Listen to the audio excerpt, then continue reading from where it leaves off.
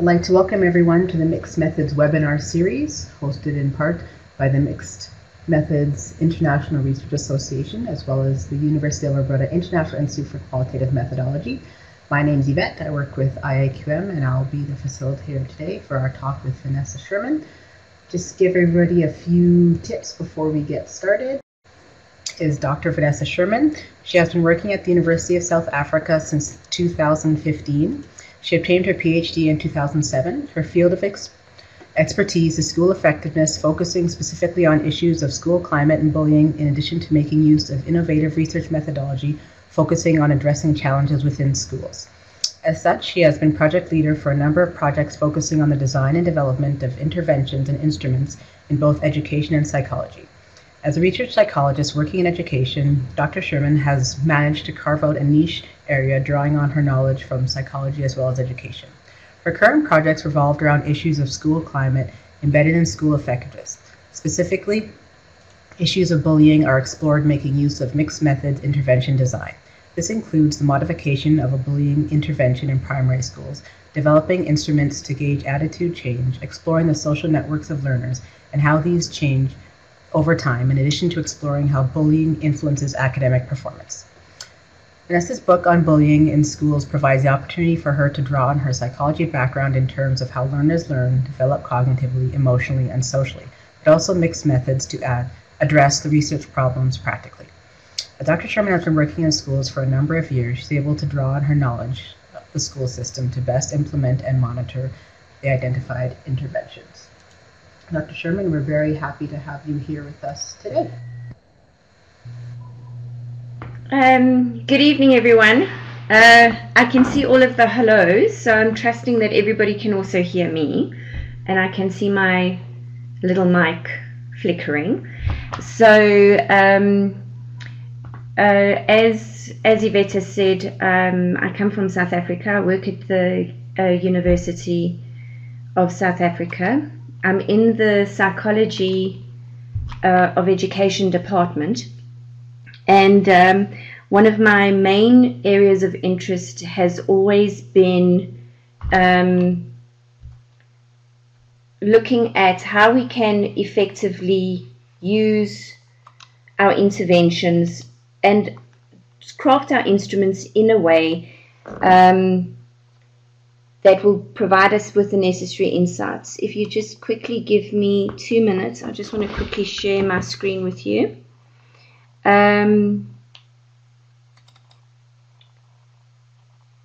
Okay.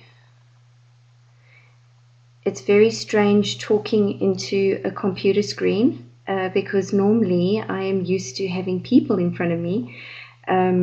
So please feel free to ask questions. Yvette has already indicated that she'll be monitoring the chat. If you have any burning questions before the time or while I'm busy talking, just please indicate as such. So that if there's something that you feel you want to address immediately, that we can do that. Okie dokie. I'm having some technical difficulties. And the irony is that Yvette and I tested this yesterday and it was fine.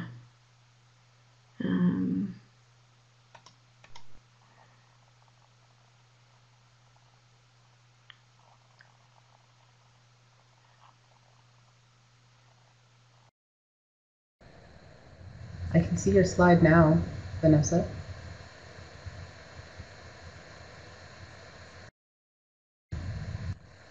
Oh, I think we might have lost her. It is now 9 o'clock at night, so I am just going to assume that it's one of those Murphy things. One of the reasons why I originally thought about looking at instrument development in the context of the mixed methods framework. Firstly, I'm a psychologist by training and I work in education. But one of the main things that has always perturbed me is the lack of interrogation of how do we actually go about designing our instruments, how do we think about it.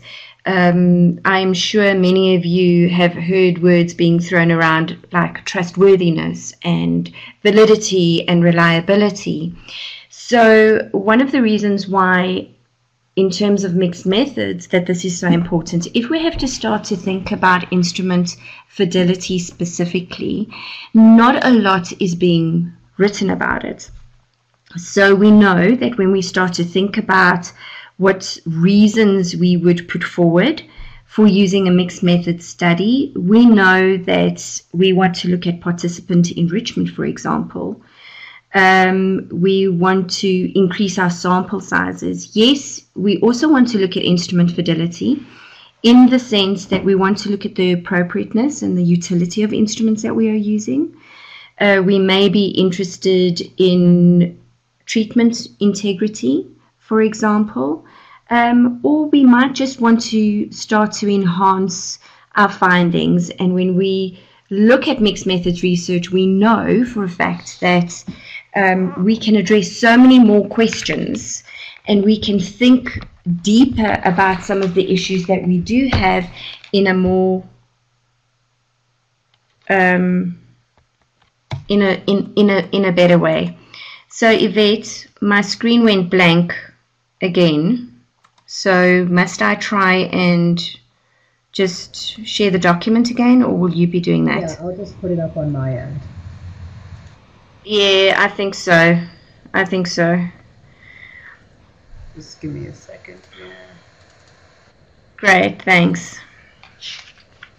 Okay, while Yvette is busy, let me just talk through what it is that I'm going to be talking to you tonight. Firstly, I want to briefly talk about the designs that we are using.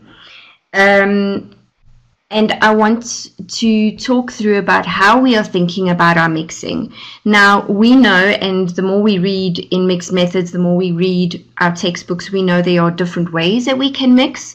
I'm not much of a baker, but I always in my head imagine baking chocolate chip cookies and having a base and adding and taking away as you see fit. And mixed methods sometimes reminds me of that, because we've got control over where we want to do the mixing, but it's always for a purpose.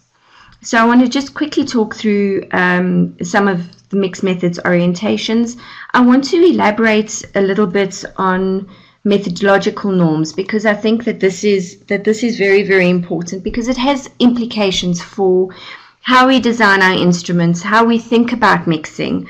If we are thinking about data transformation, how are we thinking about data transformation, and how are we thinking about our data in a way that can support some of our validity inferences.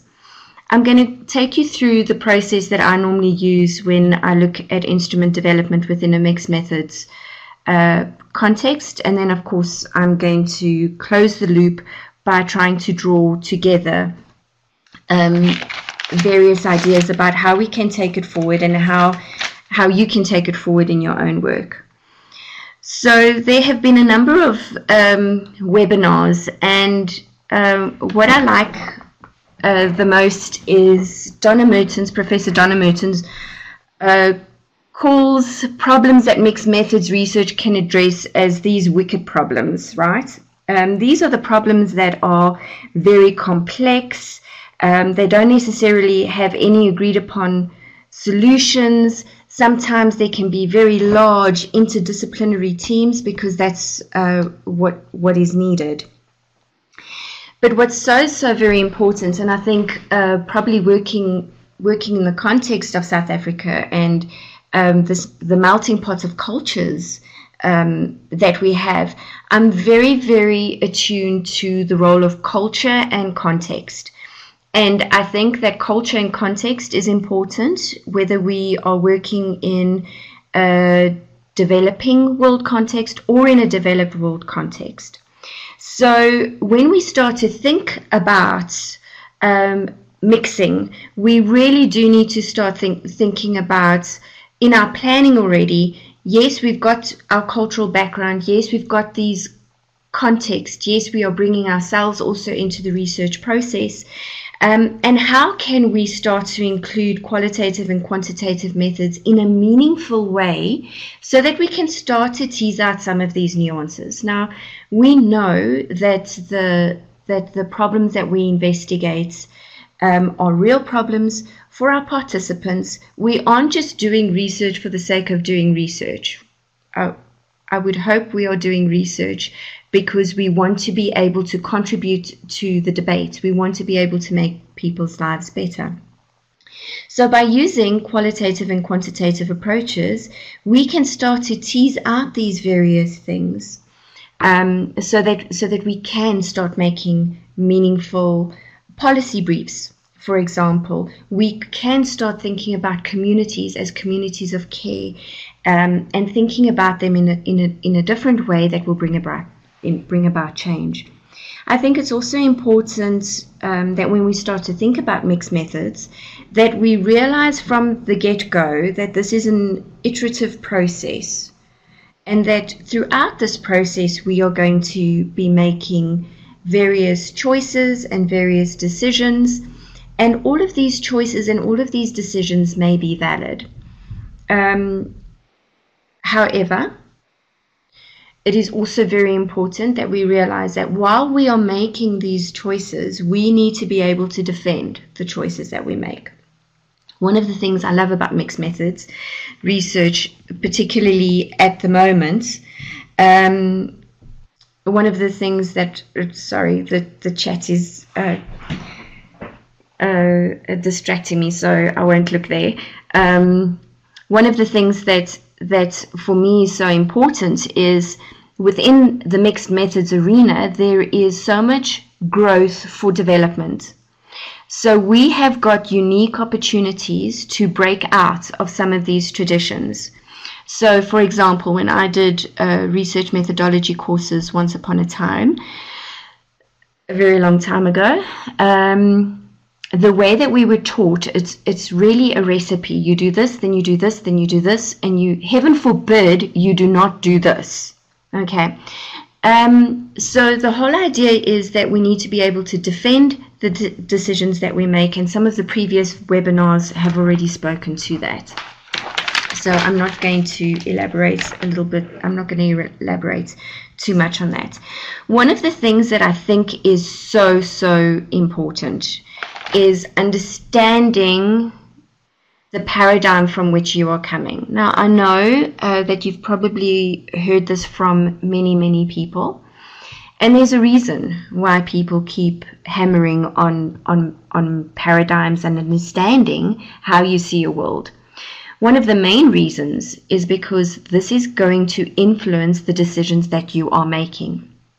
So it's important that you understand how you think about your world and how you orientate yourself to your world. And Elizabeth Kramer has actually just written a really nice book for those of you who are interested, An Introduction to Fully Integrated Mixed Methods Research, where she explains some of the paradigms. So now within mixed methods research, there are a number of paradigms that you can use. And most commonly, you will hear pragmatism being associated with mixed methods. What I really like about pragmatism and orientating myself in terms of a pragmatic paradigm is that it represents a practical and applied research philosophy. So I do not mind engaging in debates about metaphysical concepts and what do I think about ontology and epistemology. I'm happy to do that, and I'm able to do that. The point is that I prefer not to do that because we've got work that we need to do. So pragmatism provides us with an opportunity to investigate what is important for our research as well as for the broader society, and focuses on our research questions because that is ultimately what we want to address. So pragmatism makes the investigation of perceived problems possible without imposing all of these constraints on methods.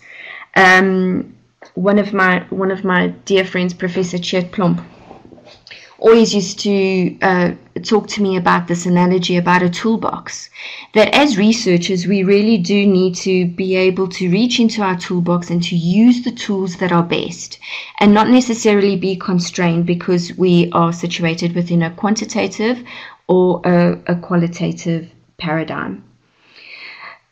Pragmatism is also overarching, and within pragmatism, if we have to think about the key aspects of pragmatism just in terms of ontology, we avoid theories about nature of truth and reality, and we place the emphasis on what works.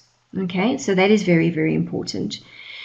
In terms of our epistemology, quality is judged by the usefulness or the utility or transferability of what it is that we are doing.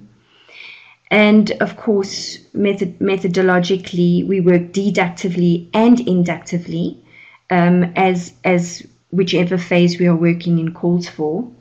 And what we are trying to do is we are trying to link research to practice. So this is really action focused. Kramer's also elaborates, and those of you who have heard Professor Burke Johnson, he also talks about dialectic pluralism, which is another possibility, critical realism, which is another possibility, or even the transformative paradigm. And this looks at issues more of social justice. The point that I think is important to make is that whichever paradigm, whether you like me, that is more pragmatism of the middle, or whether like Professor Donna Mertens, you work more within transformative paradigms, the point is that you need to understand in which paradigm you are working. Okay, I hope that makes sense. So if we have to think about mixed methods, we know that firstly there's priority, right? We have got a given notation that we use in mixed methods, so we know there's priority. We know that qualitative or quantitative can be dominant. We know that there is different timing, so things can happen at the same time, or things can happen in a more sequential nature. Okay, so why am I mentioning this in terms of instrument development? Now, of course, if I'm thinking about instrument development, if things are happening simultaneously, then there are certain things that I need to understand. And there are certain links that I need to make between my instruments. Because remember, everything is a research question driven. So if it's research question driven, then even the way that I'm collecting data and the way that I'm analyzing data, all of these things need to line up very, very carefully. Okay, so we know that in terms of mixed methods, there's priority and there's timing, but we also know that there are designs. I've chosen to include the designs that Creswell discusses, but as you well know, depending on who you're reading, there are different designs that you can choose from, and there's different terminology, although the notation always stays the same. I've also elected to include what Creswell calls more basic designs, and I have not included more advanced designs at this stage because I just want to give a brief overview. So if we have to think about the different types of designs that we get, okay, so we know that our data can be collected either concurrently or sequentially. So if we have to start to think about some of the sequential designs that we have, we can use an exploratory mixed methods design, in which qualitative methods are used to inform subsequent quantitative studies. Our qualitative data is generally collected first with the goal of generating insights, which are then used to inform the content and design of our quantitative. This is, I always think sometimes we make things a little bit more difficult for ourselves, right?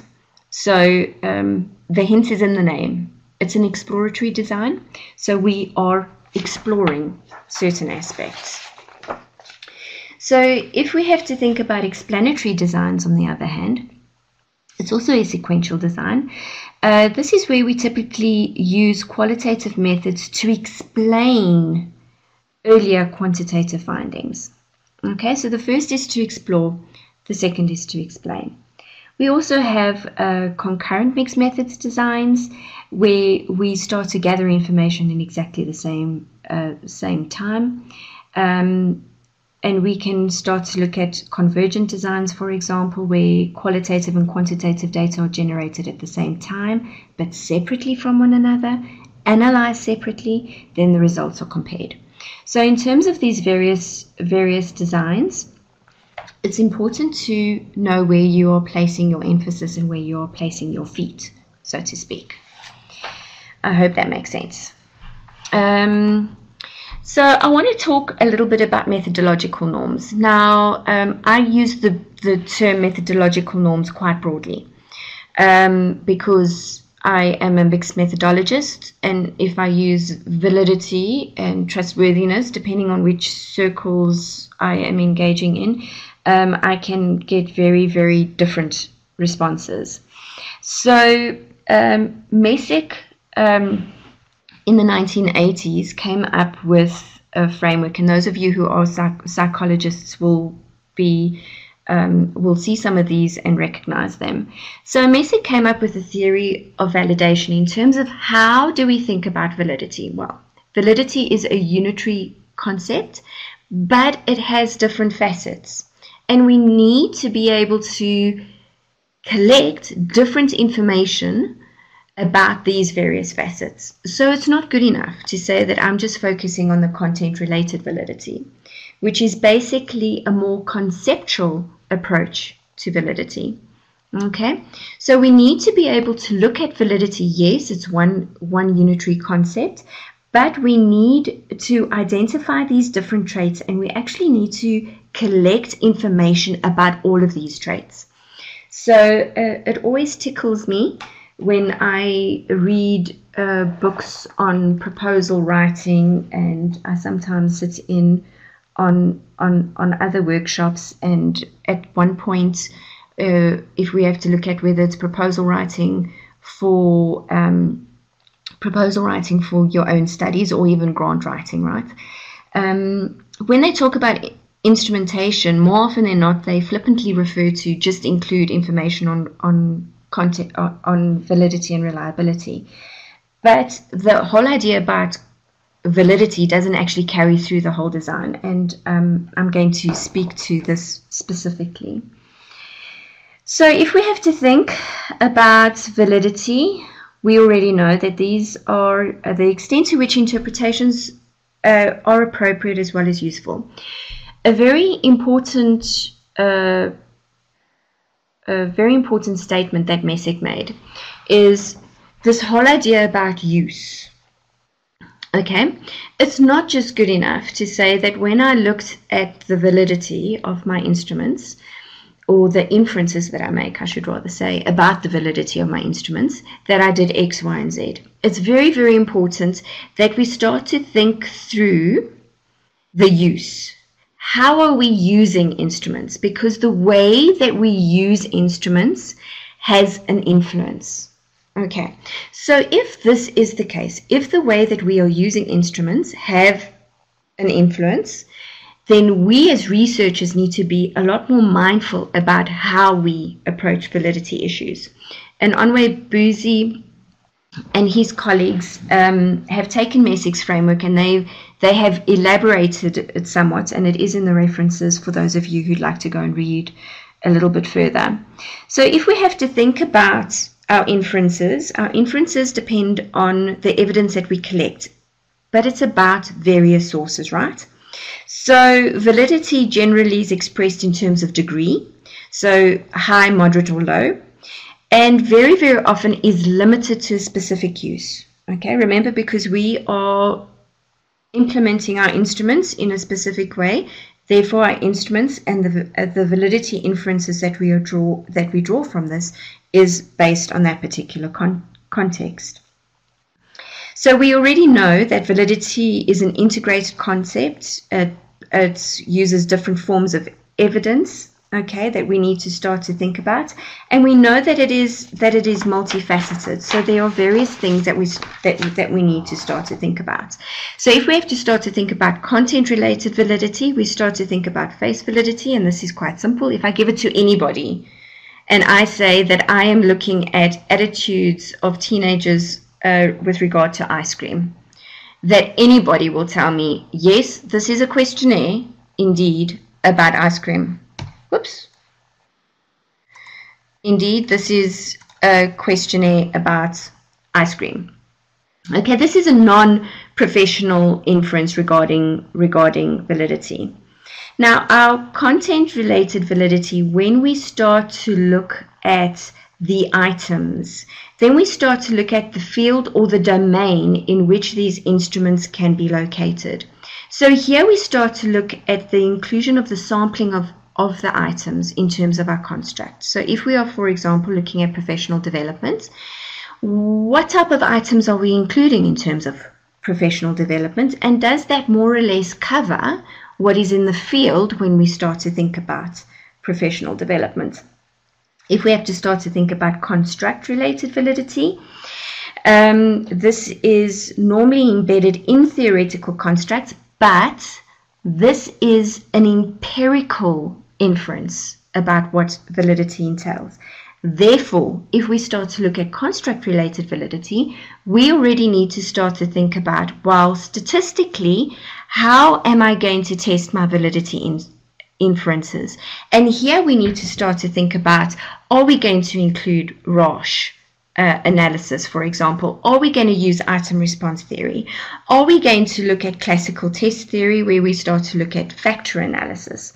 So what are we going to use in terms of testing these hypothetical constructs to see whether or not they actually function the way that we thought they would conceptually? So if we have to think about criterion-related validity, here we think about predictive and concurrent validity. And this is, to what extent can we use our information to either predict future performance, for example, or to what extent does my instrument, which looks at professional development, correlate with a similar instrument that looks at professional development? Two types of validity forms which are not necessarily discussed very often is ecological validity and statistical conclusion validity. And I've included it here for two reasons. These normally come from more experimental designs, but it's important that we start to think about ecological validity specifically, because we want to start to think about generalization across different settings, right? Because that's why we do quantitative research. Ultimately, we would like to make some kind of generalizable assumptions about how things work. So we need to also look at statistical conclusion validity, because here is whether or not the conclusions of our study are founded in adequate analysis of the data. Okay, so very often we just think that we can just use this or use this statistical analytic technique because it looks interesting, without necessarily thinking about, well, what are the implications of this, and can I make certain statements based on what I'm finding in the data. So it's very important that we start to think through these things as well. So just in terms of trustworthiness, and I see that I am talking a little bit too slowly, so I shall speed things up. If we have to think about trustworthiness, we already know that we are thinking about the relevance, the plausibility, the credibility of our research. Okay, so I've got a very, very dear friend who is a qualitative researcher, and she often tells me, Vanessa, you don't understand. We don't use the word validity. We need to talk the talk if we're going to walk the walk. Okay, and this is very similar to what Moore said. And in mixed methods, it's important that we think about this, because when we are working quantitatively, we need to be true to a quantitative design. When we are working qualitatively, we need to be true to a qualitative design, which implies that all of the assumptions related to a quantitative as well as a qualitative research design hold true when we are using mixed methods. I hope that makes sense. It sounded beautiful in my head. Okay, so if we have to think about credibility, then we already know that it's very similar to internal validity if we start to think about more quantitative designs. And it refers to the procedures which are aimed at ascertaining whether interpretations of the data are compatible. Okay, so dependability, if we have to think about dependability, we think about, well, if I have to look at the type of what I'm thinking is coming out of the data, is it really coming out of the data? So if we have to think about dependability, we think about audit trailing, where somebody else can actually look at what I've done and say, yes, what you have done is very, very similar to what I would have done. It speaks directly to the reliability, and it refers to the provision of evidence that if an inquiry were to be repeated, that the same or similar people or similar circumstances, that the findings would be more or less the same. Confirmability and triangulation is also very, very important, and we need to be able to explain these. So normally when we start to work qualitatively, we include triangulation, where we can say, okay, well, I've got these various data sources, and these various data sources are giving me a complete or a more complete picture, and they are actually saying the same thing. I want to stop just a minute because it's so very important that we think about legitimation in terms of mixed methods designs. So if we have to think about legitimation, it is a continuous process, firstly. So it's a continuous process at every single stage of my research that I'm undertaking. It's not just at the end. This is about the process in totality. Okay, so we are looking at internal and external validity issues. We are looking at credibility issues. So in terms of mixed methods, typically what we would start to look at, and authors such as Tashikori and Tedley, Onwe-Boozy and Johnson, start to unpack what does legitimation mean in terms of us. Firstly, it could be in terms of sample integration. It could be where we're looking at weakness minimization. We could be looking at pragmatic mixing. We could be looking at multiple validities or political legitimation. The point that I'm trying to make is when we start to think about instrument development, not only do we need to think about what holds true for quantitative, what holds true for qualitative, but what we also need to do is we need to include some of these legitimation processes so that what we say actually holds true. Okay, so now we get to what this seminar is actually all about, or webinar is actually all about. It's about the instrument fidelity. Okay, not a lot is written about this, and I've mentioned this in the beginning. So generally when we think about research, we would follow a set process. We have our research questions. Remember, I'm a pragmatist at heart, right? So everything that I'm going to do is going to stem from my research question. That is the well of life, if you will, for my research project. Now, I read a lot of literature. I read. I make a distinction between a conceptual framework and a theoretical framework. For me, and it depends, I will just say this, it depends who you talk to. They may have a different approach to this. For me, a theoretical framework is the discussion about the literature, just the literature. It is not your inferences, it is not your brain applied to the literature, whereas that is what your conceptual framework is. You are bringing your brain in and you're saying, you know what, from literature, if I have to take these various elements, this is how I see it. Your conceptual framework is vitally important for your instrument development process. And these two things cannot be divorced. Okay, and we also know that our specific research questions then come out of this engagement with literature, with our conceptual framework, and then we start to tease out some of the nuances of our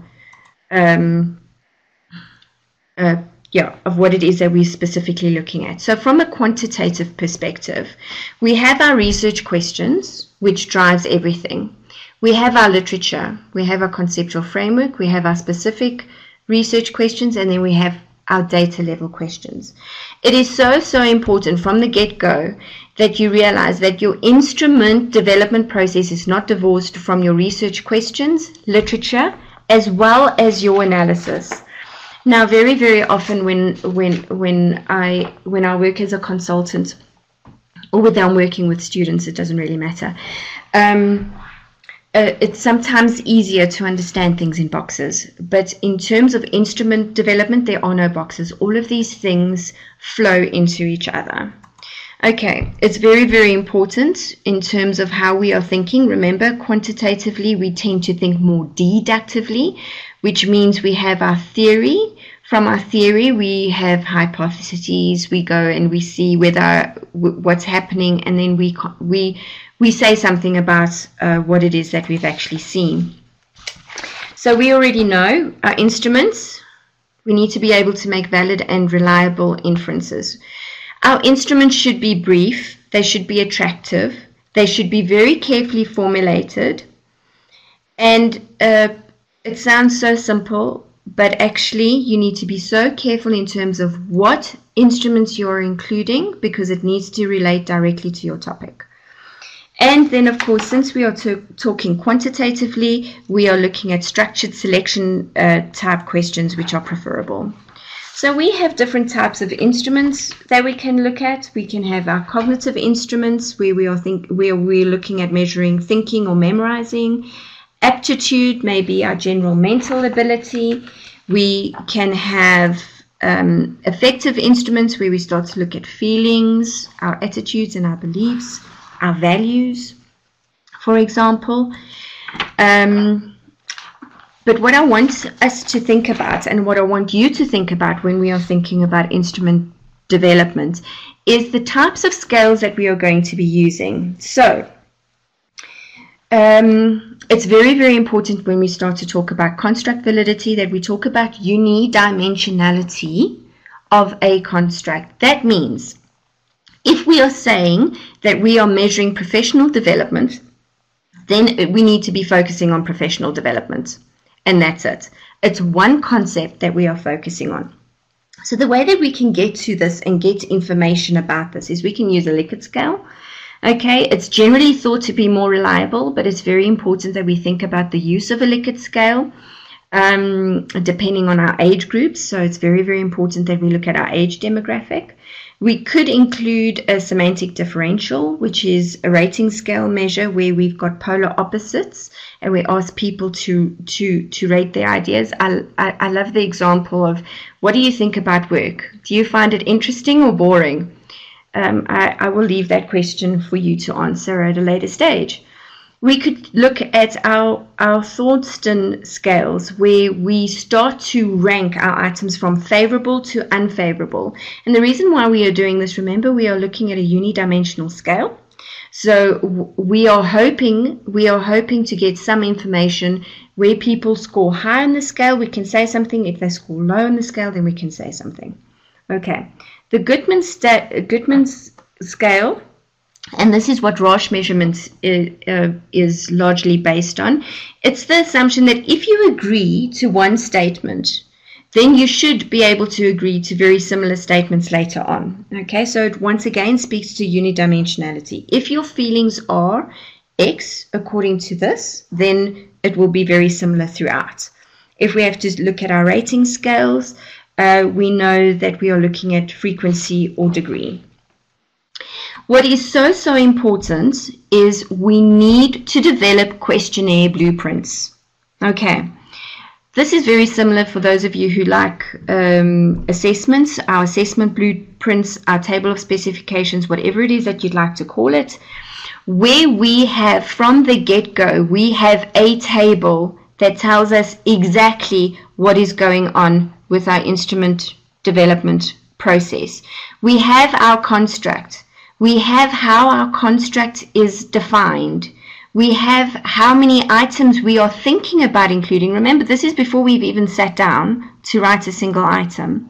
We have already decided on what item type we will be using. Are we going to be using a Likert scale? What type of scale are we going to be using? Very, very importantly, from the get-go, we already know what our coding is. So if I say a 1, what does that 1 mean? And we've already included what is our analysis. Very, very important. You will see there is scale analysis. So I know that in order for me to test any validity inferences regarding professional development in terms of improving practice, I'm going to be using Roche analysis, and this is how I'm going to look at construct validity from that particular perspective. So this is our planning document. Okay. So we already know, and you've probably already done this in terms of item writing. Very, very importantly, remember to avoid jargon. If you're going to include jargon, remember to include a glossary of terms at the very end. And this is very important for how you think about certain wording, especially if your participants may not necessarily be aware of how you are using a word, so it could have a double meaning. It's very, very important that we know whether or not our respondents are competent to answer.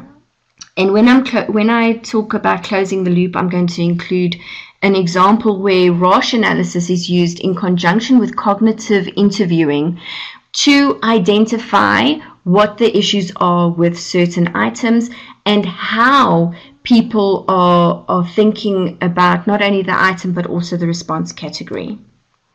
Okay, very, very importantly, I cannot emphasize this enough, whether it's a qualitative or quantitative instrument, we need to pre-test. It's just a must, because that is where we sort out some of the issues that we may or may not have. One of the main things that I want us to focus on in terms of this is just to think through our response categories and how people are likely to respond. And it's important when we think about instrument development that we pay some attention to that, because we know that people like to be nice, and we know that people like to include socially acceptable responses. And we need to include in our instrument development process ways in which we can mitigate this. Of course, we also need to think about administration, how we're going to administrate the time, because all of this has implications for our all of this have got implications for our analysis later on, especially when we start to think about measurement error. I included designing your own instrument, some of the things that you need to think about, just because the Mixed Methods International Research Association has got a mentoring leg. So I would strongly suggest that you make use of this before the time. Okay, just in terms of our statistical considerations, just remember you need to know exactly how you're going to analyze your data before you even start writing your items. So this is something that happens in terms of your planning phase, and it has implications for your qualitative component at the end of the day. So if we have to look at our interview guides from a qualitative perspective, we know that we want our participants to be able to tell their own story. So our questions need to be simple, okay, and we don't ask more than one question at the same time. So we can use different types of questioning. We can use direct questions, indirect questions. We can have follow-up questions. All of these things we have already pre-planned. Okay, so that we know exactly what it is that we're going to ask, and how it is that we are going to ask it. So the general way that we would then go about it, and remember, we already know in terms of our quantitative components, we've already done that planning document. So we need to do a similar planning document for our qualitative component. So we need to understand what are our broad knowledge areas, okay? We need to focus on those broad knowledge areas. Now, this is not as I don't want to say it's not as finicky or not as pointed as a quantitative analysis, right? Or a quantitative item.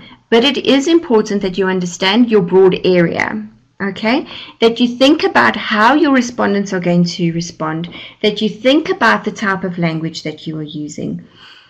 And very, very importantly, that you take care to phrase questions in a manner that will encourage honesty. And use how questions, not why questions, is always a very good idea. Okay, so we've already got our probes. We already know that we need to have our nice warm-up questions. Why? Because we want to be able to build rapport. We also need to think very, very carefully about the logical flow of our interview. So we are not going to ask difficult questions right at front. We are going to build rapport and slowly work to some of these difficult questions that we might want to ask. And always include a question at the end that brings some kind of closure to the whole interview. It sounds really, really silly, but I don't know if any of you have ever had a conversation where you think it's left open-ended. It's not a comfortable space to be in. So just as with our quantitative grid, we have our major area, we have definitions that we are looking at. We have the type of questions that is looking directly at our major area. We have our probes. We have the type of coding that we're going to be using. Okay, so how are we going to go about coding? What is going to be our coding strategy? And from the get-go, we are saying, okay, when I'm looking at this, this is how it relates back to my quantitative instruments. Okay. So how do we bring these two together? Okay, so firstly, we need to think very, very carefully about the design phase. Okay, there has to be alignment between how we are thinking about our quantitative and our qualitative, how these not only align back to our research questions, but also how these align with each other. We need to interrogate our instrument fidelity. That means we need to think about what strategies are we going to be using in terms of validity, trustworthiness, as well as legitimation, and making those clear. And we need to articulate those strategies from the get-go. It's very, very important that discussions on validity is not new, right? I mean, you pick up any research methodology textbook, there is information on validity. Okay, there's even information on trustworthiness. The point is that while it is not new, people are not paying attention to it. And people are not coming up with new ways, especially within in a mixed methods framework, of how we can start to engage with some of these instrument fidelity issues. So Onwe Buzi and his colleagues have proposed an instrument development and construct validation process, which includes both qualitative and quantitative analysis. And if you have to look at the breakdown of what they have suggested in terms of how we go about looking at validation, how we go about looking at instrument development within a mixed methods context, that firstly what we do is we look at the conceptualization of the construct, which goes right back to our planning instrument. We identify and describe our behaviors, which goes right back to our literature review and understanding what that construct means. We develop the initial instrument, we pilot test it, we revise it, we validate the revised instrument, okay, and here we use things like Roche analysis, we use things like factor analysis. We validate the revised instrument with our qualitative analysis. And here we need to think creatively about how we can include interviews. For example, there is just recently, in the 2008 Journal of Mixed Methods, there's applying the mixed methods instrument development and construct validation process, where the transformative experience questionnaire is used.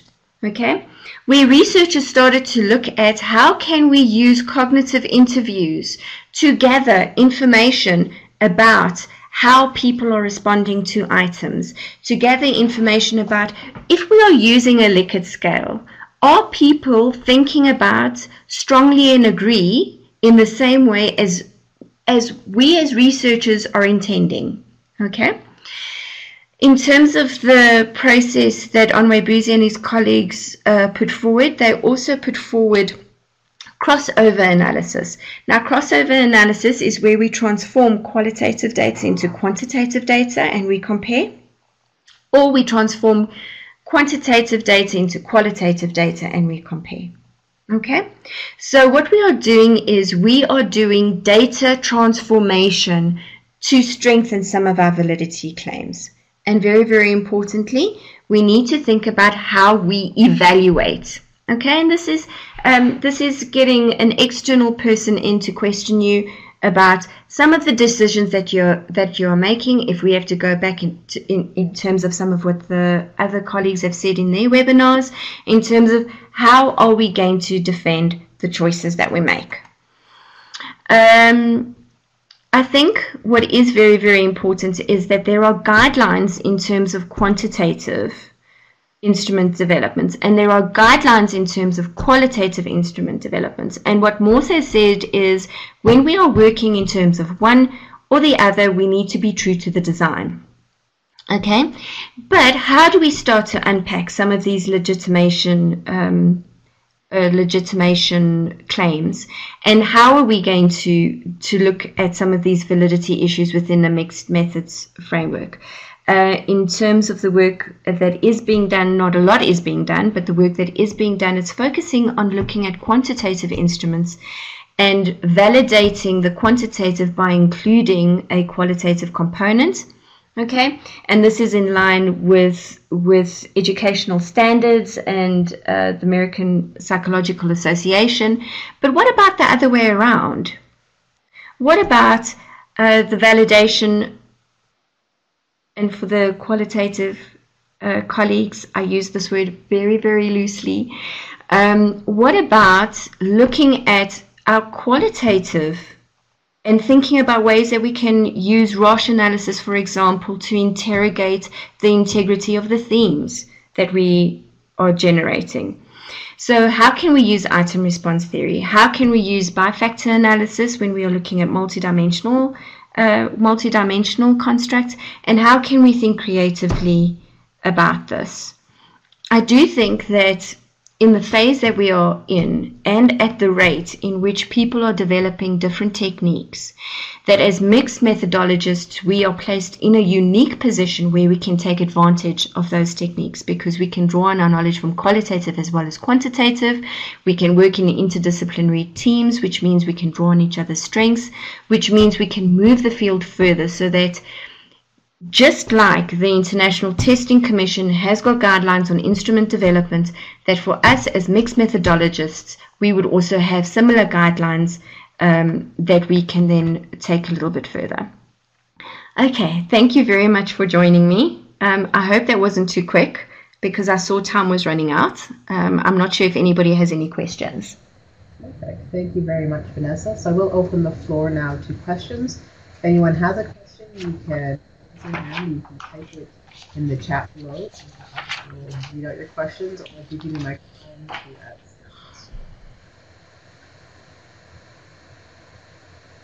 Okay, Udar Sihan, I see you have your hand raised. I'll give you the microphone if you want to ask a question.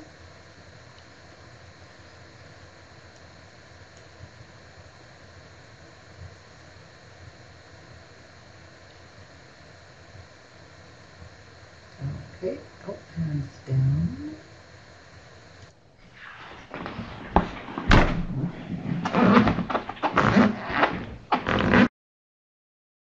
have a question and you want to maybe email me directly, I think that you are welcome to do so too. I think my email address is floating around somewhere.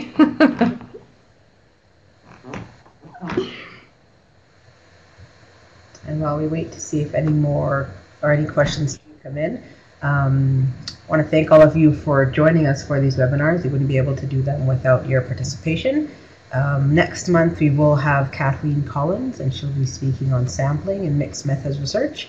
So that'll be in early October, and once we finalize the date and time, the registration link will be up on the IIQM website, www.ualberta.ca, and you can go there to register probably the next day or two.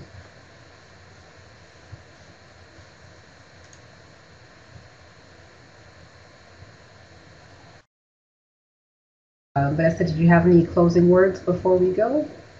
No, just thank you very much for everybody's patience, especially in the beginning with the technological difficulties, and I wish you all the best on your mixed methods journey. I think that this is an exciting field to be working in, and I think that everybody will be able to add value. So yeah, if you have any questions, feel free to email me.